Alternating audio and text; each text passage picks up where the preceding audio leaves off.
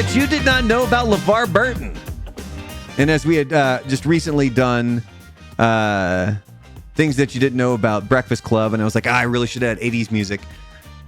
I can't use the Reading Rainbow theme song because it's copyrighted. Yeah. But I'm going to ask Frank to sing it right now. You don't want to get DMAC'd? Sing it. Come on. Butterfly in the sky. I can go twice as high. Yeah. Do what? Take a look. Where? It's in a book. Yeah. Reading rainbow. Reading rainbow. I can do anything. I need a lighter. Reading rainbow. I feel like Peter from Family Guy. Or Holy crap, Jesus sitting happy. No, it was a Christmas time. Holy crap, Yeah. here comes Jesus, and he doesn't look too happy. Fa la la la, fa la la la. I brought these gifts for you. They're up in my bum. All right, we got off track. LeVar Burton, he was born on February 16th, 1957. He became famous at just 19 years old for... The Roots. LeVar Burton's breakout role was playing Kunta Kinte in the landmark 1977 miniseries Roots. At just 19... What's up? I was going to say, so not getting into, because there's been a lot of things that have come out actually about that guy who wrote the book as far as how true that story is. That's like a topic for another time. But did you ever see like the celebrities that do their, like those ancestry shows where they find out who their ancestors are? Like Ben Affleck, who tried to block it because he found out that his ancestors owned slaves. Have you ever seen what LeVar Burton found out about his family? No. He has a white great-great-grandfather. Interesting. It threw him for a loop. He was like, holy crap. Imagine. Frank, by the way, in case you're not knowing this, Frank is obsessed with ancestries right now.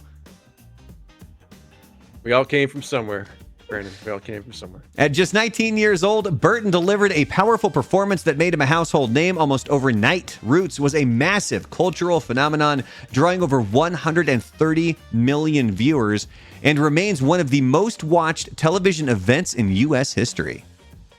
Is that Louis Gossett Jr.? That is. Who also, going back to last week's live stream when we were talking about Blazing Saddles, played the sheriff in the television Blazing Saddles. Which, by the way, Mel Brooks not involved with the TV version of Blazing Saddles. Plus he was in Iron Eagle. He was. LeVar Burton, he fought to get the role as Geordi La Forge in Star Trek. Burton was a lifelong Trekkie and lobbied hard to join Star Trek The Next Generation. Gene Roddenberry created the role of Geordi La Forge, the ship's blind helmsman, later chief engineer, with Burton in mind. La Forge's visor, do you know what that stands for? Visor? Yeah. Vision, air, sensor, something? Yeah, you're like kind of got two of them. Visual instrument and sensory organ replacement was inspired by real-world assistive technology and became a symbol of disability representation in sci-fi. But if you want to talk about disability representation, like Star Wars had it, dude. Like Vader didn't have any legs and had one arm. Right? Like, let's be completely honest here. Burnt up. Han Solo was blind after carbonite. Yeah. Right? Yeah. He didn't have a visor. Luke lost a hand. Did you know LeVar Burton was the host of Reading Rainbow for over 20 years?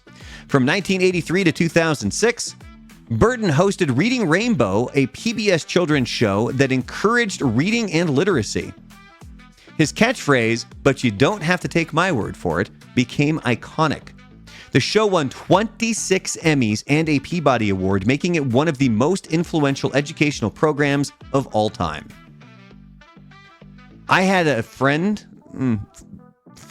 kid that I knew in like elementary and in middle school that was obsessed with Reading Rainbow. Obsessed with it? He legitimately took cardboard boxes and like fake it was like rope meant to look like cords, and he made it like he was producing Reading Rainbow. See, I always like the only times Reading Rainbow and Bob the Painter dude with the fro. The only times like mean I Bob actually Ross? remember Bob Ross, my man Bob. I call him Bob. You know, we're on a first name basis.